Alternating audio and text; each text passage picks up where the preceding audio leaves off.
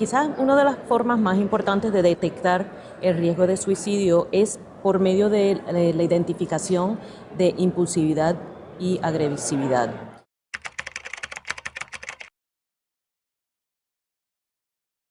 En particular, especialmente en aquellas personas que tienen historial familiar de intentos de suicidio o de suicidio consumado, estos son índices que no deben pasar desapercibidos.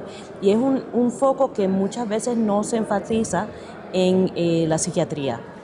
Nosotros como psiquiatras muchas veces pasamos la mayor parte del tiempo hablando con pacientes sobre los síntomas afectivos de por sí y no tanto hablando sobre, por ejemplo, tendencias a comportamientos impulsivos, comportamientos violentos que pueden darnos algunas claves en cuanto al tipo de riesgo que tiene esa persona.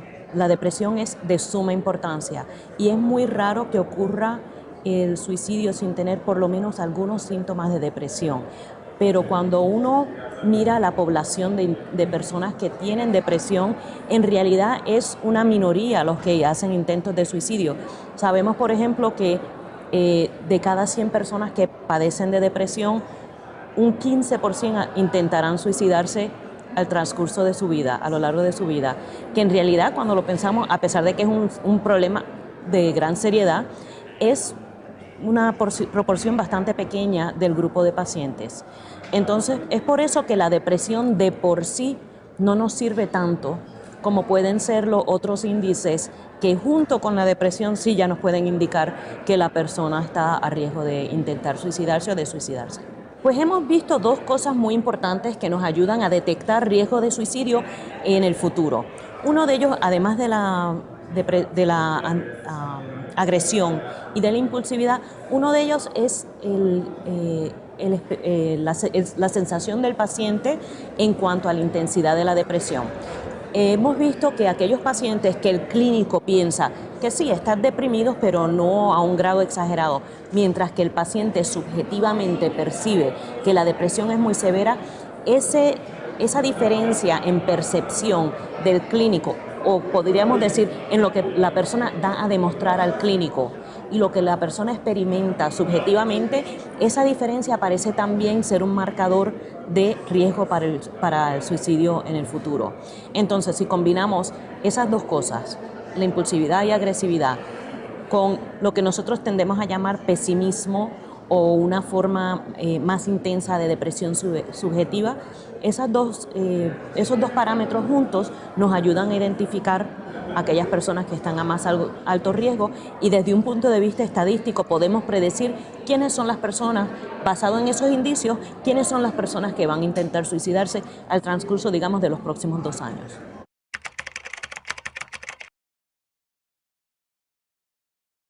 Nosotros estudiamos la corteza cerebral, que es la parte ejecutiva del cerebro, lo que nos separa a nosotros los hombres de los animales, la habilidad de decidir y lo que hablamos de la función ejecutiva. Entonces, lo que encontramos es que todos los marcadores cerebrales en realidad sí coincidían con que la serotonina estaba baja en los pacientes que se suicidaban. Pero resulta que la serotonina se produce en la parte de atrás del cerebro, en lo que llamamos el tallo cerebral, en una parte muy pequeña en realidad del cerebro, y esa es la que produce toda la serotonina para distribuirlo en todo el cerebro. Cuando empezamos a estudiar el tallo cerebral, nos encontramos que en realidad no había menos serotonina, hay muchísima más serotonina. El cuerpo está tratando de compensar, que sí hay menos en los terminales, y el cuerpo está tratando de compensar haciendo más serotonina. Sin embargo, en realidad no alcanza a llegar a la corteza cerebral. Y eso es el parangón que se nos presenta en este momento y lo que estamos tratando de resolver. Porque en realidad es como si el tallo cerebral está sobrecompensando. pero sin embargo debe haber un defecto entre el tallo cerebral y la corteza cerebral, porque no podemos conseguir que la serotonina se aumente en la corteza donde se necesita. Bueno, no les puedo dar respuestas, desgraciadamente, pero sí hemos avanzado muchísimo en eso, es decir, por lo menos encontrar hasta ese punto. Y la otra cosa importante de poder estudiar los cerebros de los suicidas es que con tecnologías tales como el PET, el Positron Emission Tomography, en el grupo nuestro, por ejemplo, unos de las personas que trabajan con eso han encontrado los mismos daños que hemos encontrado en el cerebro de los suicidas, lo que quiere decir que con esa tecnología se pueden distinguir las personas que están al mayor riesgo de cometer suicidio, y entonces para darles más ayuda específica para ayudarles a prevenir el suicidio. Eso puede ser con farmacoterapia o puede ser con psicoterapia, pero por lo menos identificar a las personas que tienen el más alto riesgo de suicidio para alcanzarlo a prevenir, porque el suicidio se puede prevenir. El suicidio es una enfermedad del cerebro y eso ya, por lo menos nuestro grupo, lo ha determinado sin duda alguna.